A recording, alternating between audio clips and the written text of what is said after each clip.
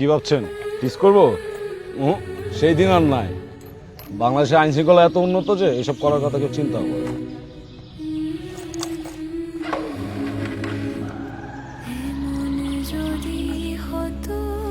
কি ভাবছেন এগুলো সত্যি?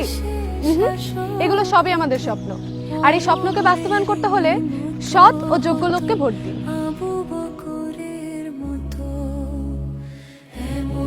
যদি হতো